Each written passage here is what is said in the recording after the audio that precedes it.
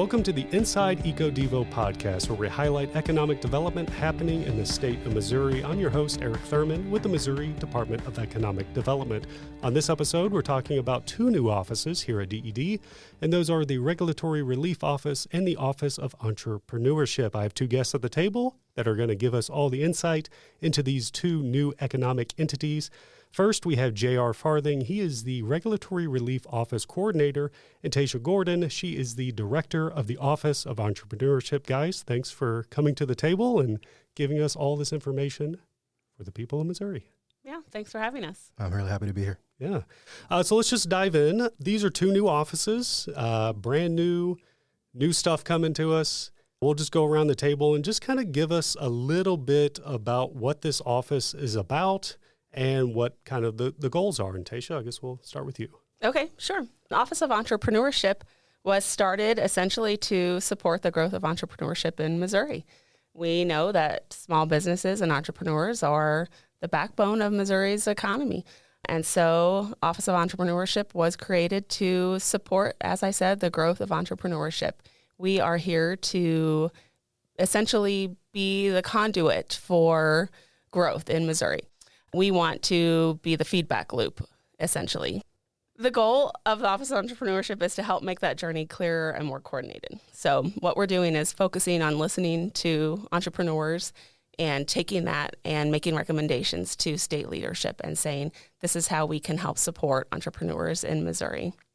Our office serves as a connector and a feedback loop. We want to ensure that the real experiences of Missouri's entrepreneurs are reflected in how those systems are shaped. So our goal is simple. It's to make Missouri a place where entrepreneurs feel supported, understood, and able to start and grow a business in Missouri. Great. A lot that we'll dive into here of how you guys are going to do that and all that. But let me pass it off to JR. JR, tell us about the Regulatory Relief Office. Yeah, happy to do so. Thank you, Eric. Much like what Taisia said, Regulatory Relief Office is here to help support Missouri businesses. But I think overall, when I talk about the office, I really often bring up the fact that we have a very defined scope of responsibilities. And those really fall into two buckets. One, we administer the Missouri General Regulatory Sandbox Program. That's a program intended to help Missouri businesses with innovative ideas, bring those products to market free from some of the constraints of Missouri's regulatory environment. And then, coupled with that, in tandem with that, really, we are here to help improve Missouri's regulatory environment. So we also manage the Missouri General Regulatory Suggestion Box. And what that does is it allows any Missourian to provide suggestions on how we can, again, improve Missouri's regulatory environment. And then twice a year, we transmit those suggestions to the Missouri legislature and the governor's office for their review. And then I think ultimately with the hope that, at the end of this, we end up with as optimized, as refined regulatory environment for businesses that also protects Missouri residents as we can get. Wow. A lot there to dive into. Yeah. Before we kind of get into the nit and gritty of all the, minutia of these offices, seeing as these are two new offices, do you guys know the circumstances that led to the creation? I'm assuming there was some kind of need or lack of service or what have you, where, legislators or whoever was like, hey, wait a second, here's an opportunity for us to do something new. So what kind of led to the formation of your office? And Taisia, I guess we'll start with you again. Yeah. So this office in particular was created essentially through the Right to Start Act in 2024. The Right to Start Act is a nationwide advocacy movement that says anyone with an idea and the drive to pursue it should be able to start and grow a business. So as I said, it was passed through Missouri in 2024, but this office kicked off in October of 2025. So it's, as I said, a new office for DED. We're excited to get it going. But essentially, the thought process behind it was we know that Missouri business owners have a lot of hats. They have a lot of things going on. They are worried about employees, hiring, insurance, cost of doing business. They have about 100 different things that they have to worry about at any given time. They don't necessarily have time to talk to their, state legislators. And so who can be that voice for them and who can help support them along the way? And that is what this office is designed to do. How can we help solve those problems that they are faced up against? when they are trying to accomplish, whether it's starting a business or scaling, and they are bumping up against problems or facing certain barriers along the way, and they're saying, wow, I wish this stage of the process was a little bit easier. This is stopping me from being able to start a business. Or, if this part of the process was a little bit smoother, I'd be able to scale up. How can we support that as a state organization?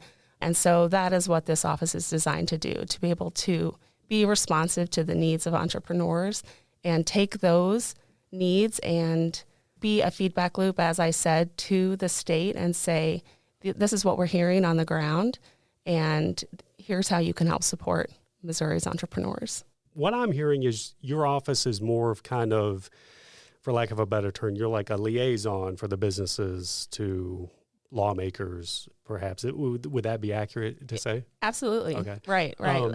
Entrepreneurs, small businesses, and the organizations that support them as well. So we're coordinating really across the whole entrepreneurial ecosystem, I would say. The office exists within the Strategy and Performance Division. Mm-hmm. So that's by design, because it really is a strategic office. So we are looking at systems in place. There isn't a program. There's not a grant. This isn't that type of an office where entrepreneurs are applying for anything. No one has to meet certain criteria, so to speak, to get into the program. We really are looking at the system as a whole and how it operates and provides support for entrepreneurs across the board. And that is within rural and urban areas, for Main Street entrepreneurs, for, within the tech space, within, all types of entrepreneurial spaces. So yes, it's an office of one at this point in time, but we do have a whole strategy and performance team. And so that team is really built to look at systems and strategies as a whole. So many avenues I want to keep going down with you, but let me bring JR in here before we get too far. And JR, if you can just talk a little bit about how the Regulatory Relief Office created, kind of the idea behind it and what led to. As far as I've been led to believe, I believe the Regulatory Relief Office and the Sandbox program, these are really tied together. And this comes from, a profound desire across the state to really support Missouri businesses. I think as a state, we have an abundance of resources that I think people take advantage of, right? We have rivers, we have minerals, we have so many things that make Missouri great. But I think without a question, our greatest resources are people and our business leaders. And so the legislature, when they went about passing this legislation, they thought, how can we support, how can we empower Missouri businesses? And that's how they came across the idea of this office. And I think they also realized that in empowering businesses, we also make Missouri stronger, right? We not only provide that regulatory relief to businesses so that they can thrive, so that they can continue their economic expansion, but we also, like I said, the goal being to optimize Missouri's regulatory environment. We learn what regulations are needed, which ones aren't, so that, again, moving forward, we can remain the best place in the country to do business. And the biggest tool in your toolbox at the moment is the Sandbox program, correct? Without a doubt, I think that's what we see as the most impactful tool we have, right? It allows Missouri businesses to directly identify what obstacles they are encountering on a day-to-day basis. We then can clear that with our partner agencies to figure out, again, whether or not, waiving that regulation poses a threat to anyone. And if it doesn't, then, we grant that waiver and allow them to let their ideas run wild.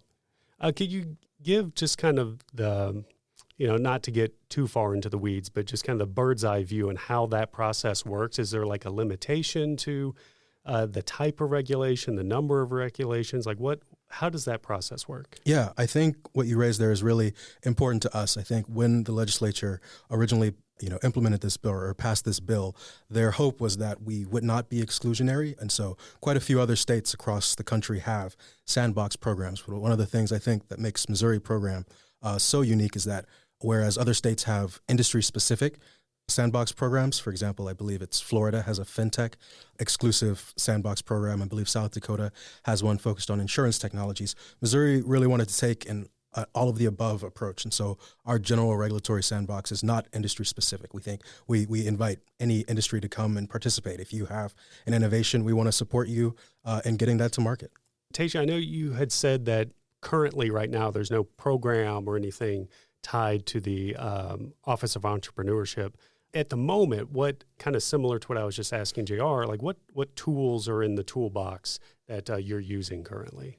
So right now we are in a listening phase and essentially building the foundation of the office, I would say. So we are conducting listening sessions and outreach sessions throughout the state, as well as stakeholder roundtables.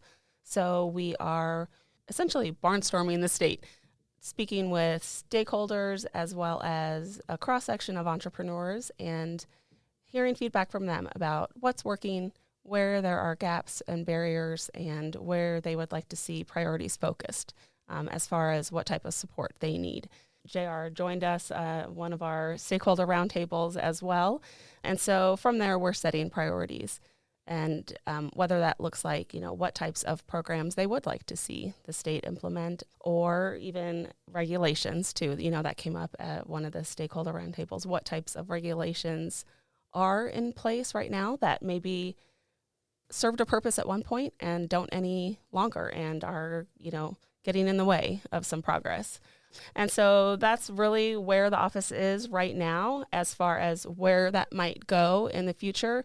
The language behind the office is, I believe, designed to be flexible, and I think that's intentional so that it can be really responsive to the needs of the entrepreneurs. And so what that will look like in the future, I think, will be depending on really what kind of feedback we hear. Yeah. And I know you're just getting started with that process, but is anything coming out of those discussions where you're like, oh, hey, we didn't see this coming? Or is there like a universal kind of idea or feedback that's coming across where you're like, oh, this is something we're definitely going to have to tackle? We are hearing some interesting, yes, I would say we're getting some great Nothing feedback. You can share yet, right? Well, it's interesting. There are definitely some universal themes, I would say. We haven't finished all of our sessions throughout the whole state, so I can't really summarize for the whole state. But I would say there are some universal themes as far as administrative barriers.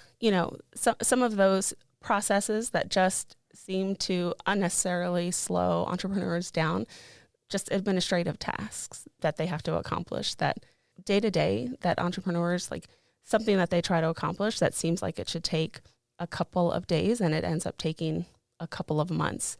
And when you're, a small business owner, time is money, and that can be really frustrating and costly. So that's something that we hear quite a bit and seems to be a concern. Regionally, we are hearing some differences. We also hear, on a positive side, we hear great things about the support organizations that are working with entrepreneurs. We hear great feedback about them. So that's a really positive thing. And I will say that throughout the state, the people that are working with our entrepreneurs are amazing. We have really great leaders throughout the state. So that has also been really encouraging. And I think that we have really exciting places to go with the leadership across the state. Those are some common themes that we're hearing, but we have more work to do. Yeah. As far as what that's going to look like. Just getting started. So the long road to go, I'm sure. Yeah. And JR, from your end, what kinds of things are you hearing from a regulation standpoint, or are you getting submissions already of things that are burdening businesses and such? The office has only been fully functioning for a short amount of time, and so there's certainly been interest in folks participating in the program, but I think they're still really wrapping their heads around the type of benefits that we provide. The companies that have reached out thus far have really expressed a deep interest in participating in the program, but all of them are indicating they're really still digging into the Missouri Register of Statutes and trying to figure out what exactly can we waive to most expedite our entry into the market and accelerate the economic growth that we see behind all of our products.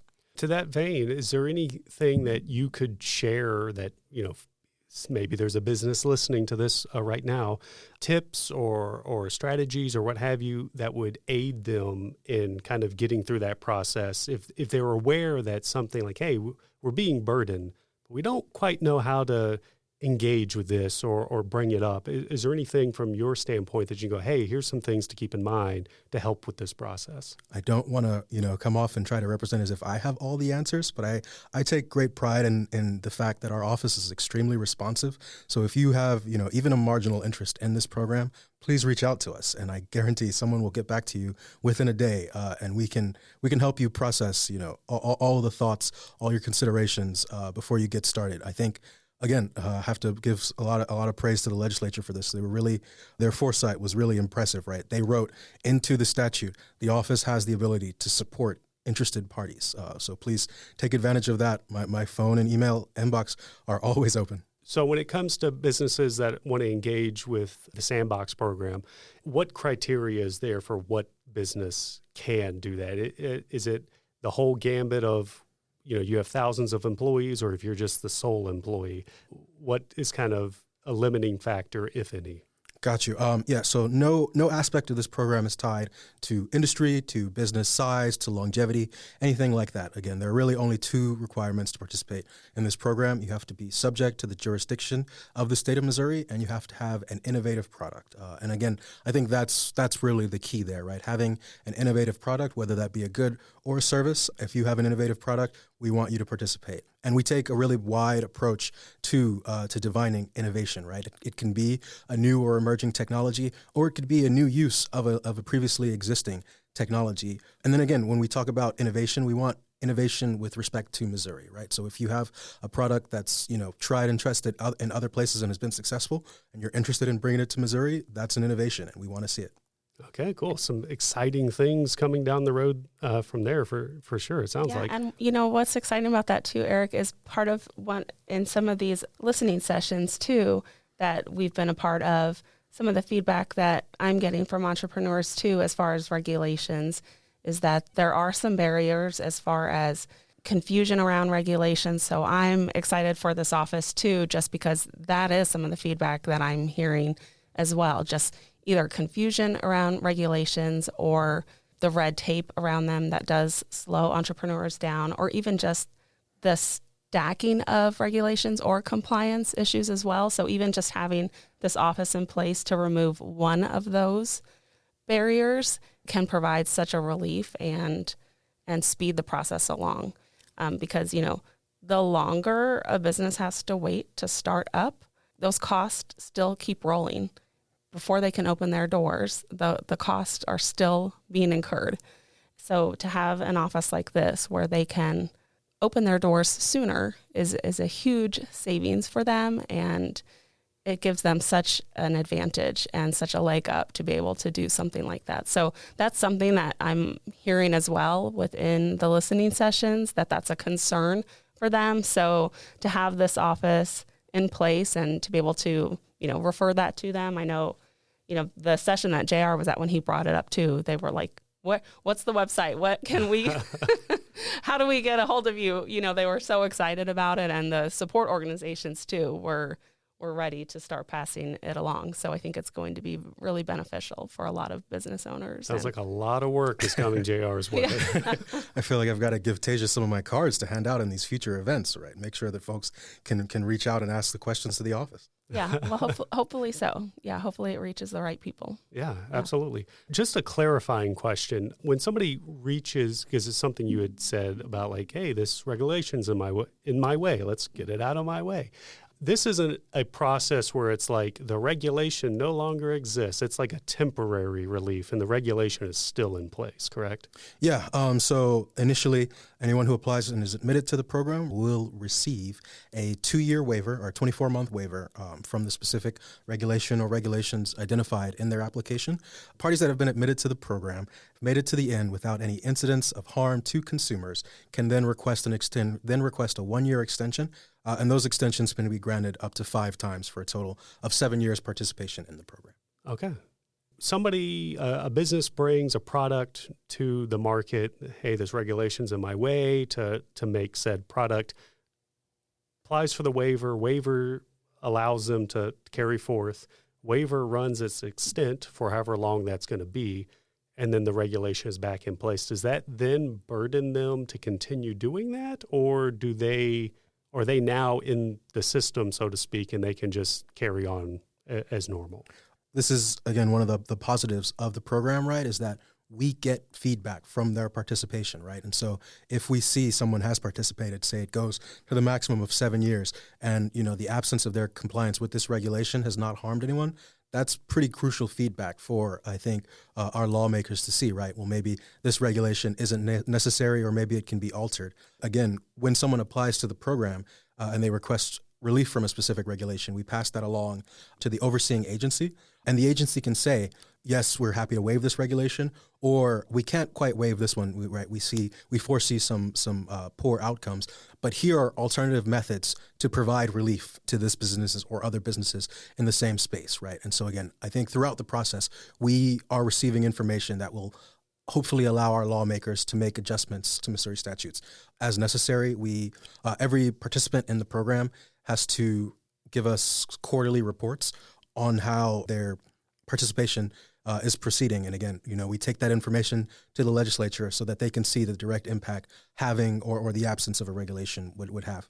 Gotcha. And what's nice about this program too is a lot of times these like sandbox programs are designed for innovation.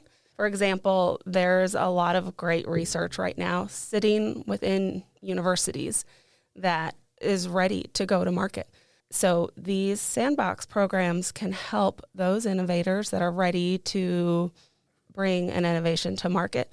We've talked with technology transfer offices, technology advancement offices. They have researchers that are ready, to become entrepreneurs as well. A lot of times the problem is, though, there's regulations surrounding those innovations.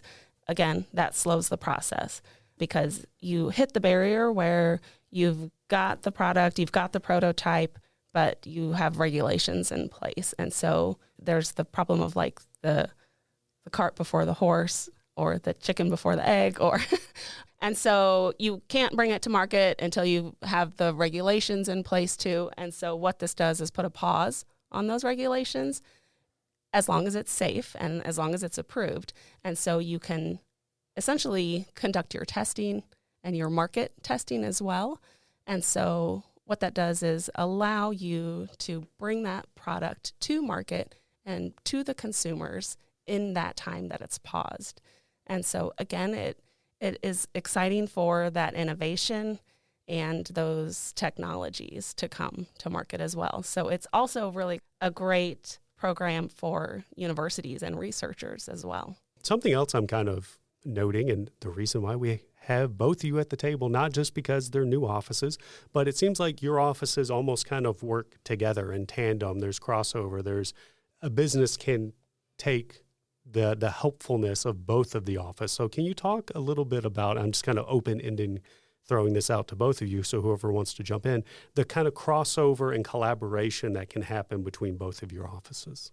I think Taisia has more day-to-day interaction with entrepreneurs than I do, but I think from my perspective, my hope is that someone finds Taisia's office, reaches out, gets the resources they need to start their business, and then she points them directly to us, and they go, this is what will ease the first, couple stages of you doing this type of work. But, maybe Taisia has a completely different opinion on this. No, I agree with that too. Yes, I think that we'll definitely be walking hand in hand a lot of times. Right. The Office of Entrepreneurship is perhaps a little more broad just because we are working with entrepreneurs across all types of landscapes and throughout all of Missouri. As I said, Main Street entrepreneurs, rural entrepreneurs, urban, tech space, and the stakeholders as well. And within that space is this office, and this program as well that JR is working on. So yes, I think definitely there is that opportunity. And this program has come up a lot of times as I'm going around and talking with stakeholders.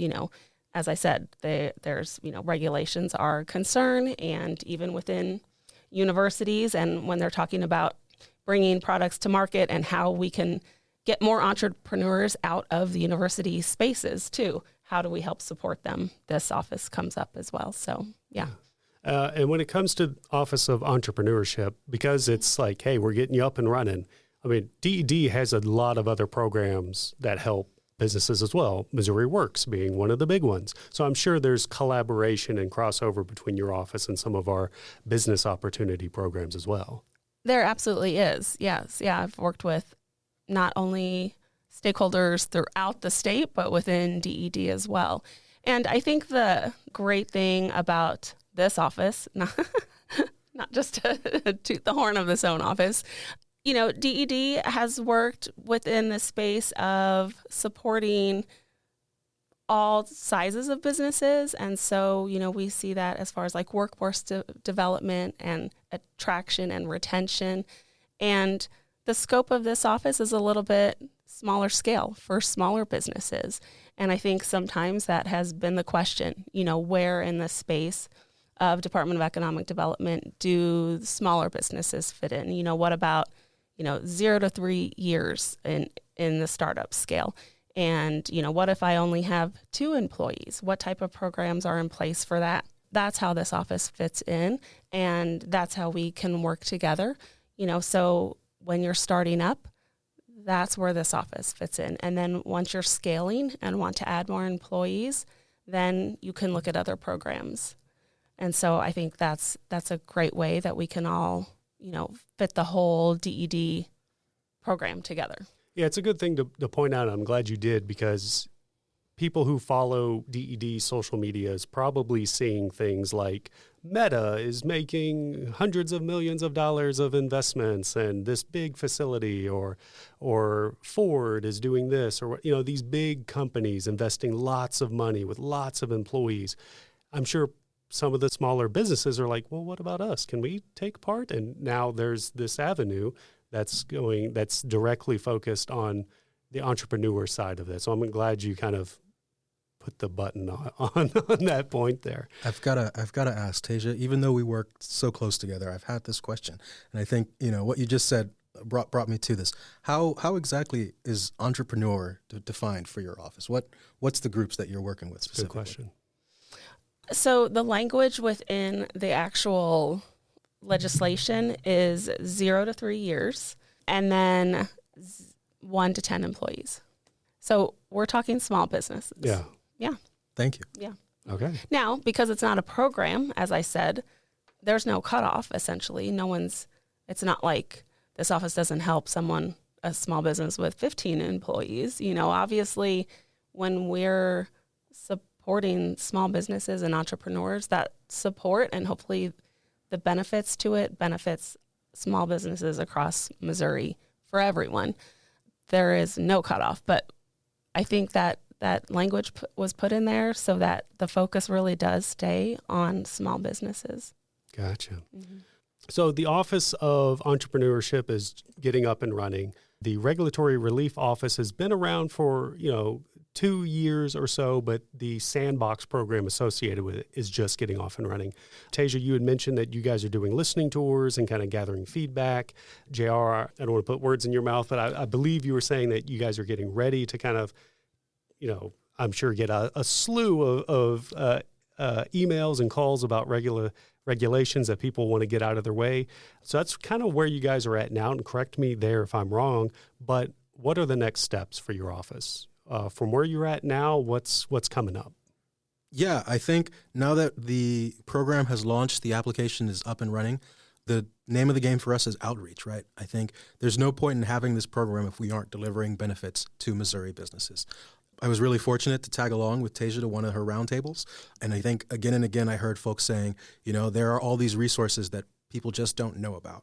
And so we want to change that. We want to make sure that people know if you need relief from some of Missouri's regulations, there is a place you can go to find it. And so we are trying to get out and in front of as many people as possible to let them know that this program exists, reaching out to our entrepreneur support agencies, our local economic developers to let them know, hey, this is a tool the state now has. Please let the businesses you're working with know. If someone's interested in coming to Missouri, let them know that this is something that they could take advantage of to ease their entry into the Missouri market. And Taisia, once your guys' listening tour and all of that's wrapped up, where are you guys going next? Yeah, so we are, as you said, listening tours, outreach sessions. We are also conducting surveys for our stakeholders and entrepreneurs alike. Once we wrap those up, we are essentially doing ecosystem mapping. So we are taking a look at all of the data that we've collected through those sessions, through the surveys, and through SED's work that has already been done. As you know, we've collected a lot of data through that as well. And so we will be taking a look at the entrepreneurial ecosystem, essentially saying, what does the state look like? Where are the gaps in the system? What is working? And where are our opportunities through the state? And regionally, what are the differences as well? And from there, we'll be providing recommendations for state leadership and saying, hey, you want to support entrepreneurs? This is how you can do it. And so we'll be making recommendations for state leadership on what that will look like will be determined within the report. So whether that is, program recommendations or new initiatives or how they can support, as I said, entrepreneurs or the stakeholders that are supporting them. Okay. When it comes to your office and the work that's happening and the things that are on the horizon, are there things that you're looking forward to that you can't wait to, like, hey, I can't wait till we can unveil this to businesses, or I can't wait till we can see the return on this investment? An investment being the work that's going into it. Honestly, every day is exciting for me because I love working with entrepreneurs. I love talking with them and hearing their feedback. So right now is an exciting time for me even. And working with our partners across the state. Their energy and enthusiasm and their hard work is exciting for me too. So it already is exciting just to see the great work that's being done. But yes, once we are talking about our goals and what we hope to accomplish, we'll be publishing a report annually and our recommendations, and we'll be tracking those results as well and evaluating them every year. So we hope to see tangible, real results from this. And we'll be looking at our, feedback from entrepreneurs as well. So I'm excited for that and looking forward to, hearing feedback from entrepreneurs and saying, yes, this made a difference. Yes, we can see that this has helped, pave the way. This part is easier for us because of this initiative or this program. This is now easier for me to start a business. That's what we want to hear. That's what we want to see, that Missouri is known as being a startup-friendly state. And so that's what I'm looking forward to. That's what I want to hear. Great. JR? Yeah, Eric, even though that was a really straightforward question, I'm going to answer the question I want to. So I think, much like Taisia said, I think I'm really excited to administer the program, to move forward with it, to see who participates. But I think I want to talk about what gives me personal pride or what I'm personally looking forward to, because again, I think the program is there, right? And now the mission is having people know about it. But for me personally, I feel like this moment in time is a really fortunate place to be, right? There are so many technological advances every day. People say we're in a new technological revolution, and I completely agree. And I think I'm extremely fortunate to work with this program because, its focus on innovation means that I get to see the companies and the technologies that will power Missouri into the future, right? I think it's the closest I can come to seeing the future. And I take a lot of pride and feel very fortunate to be able to do that. Yeah, great answer. Even though you wanted to take it in your own direction, that's exactly what I wanted. I think that does sound exciting. And I think part of me is maybe a little envious because that sounds very fun and exciting. Okay, is there anything that we didn't cover about either of your offices that you feel listeners should know? I just want to be sure that entrepreneurs know that they're always welcome to reach out to the office. I would like to have conversations with them and have, their feedback and hear their insights. So as long as they know that they're always welcome to have a conversation with me and to, please contact the office and talk with me.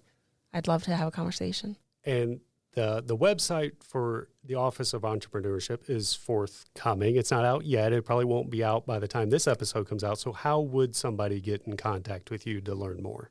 So they could email me or call DD and we'll have a conversation. As I said, we have the listening sessions ongoing right now through April as well. So if they'd like to attend one of those, that would be great as well. You can email me at taisia.gordon@ded.mo.gov.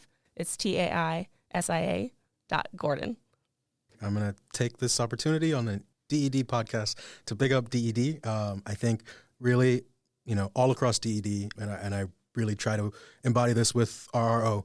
In keeping with DED values, primarily being customer focused, we are, as an office, we try to maintain that. And so we are as responsive as we possibly can be. Typically, if someone emails us during business hours, we get back to them within an hour. So I encourage you to contact our office if you have any questions whatsoever, right? Even if you want just some more specifics about the program, if you would like to discuss the program or what regulations would qualify, we are always open.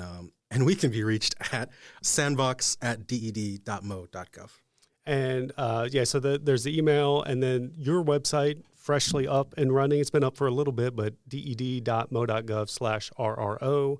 I'm sure somebody can go there, and there's tons of information and all that. Yep, you can find all our program documents that you would need. You will find contact information for me directly. Strongly encourage folks to stop by the website. Okay. Guys, thanks for sitting down with me and talking about these two offices that are bringing new and exciting things to Missouri. Thanks, Pleasure to be here. Thank you. Thank you for listening to this episode of Inside EcoDevo. We have great episodes coming your way, so be sure to subscribe. Also, we want to hear from you, our listeners. Tell us what economic development topics you want to hear more about. This helps us fulfill our motto of helping Missourians prosper by bringing content to our listeners that they want to hear. Leave a comment on an episode or send an email to ded.communications@ded.mo.gov and stay tuned for more Inside EcoDevo.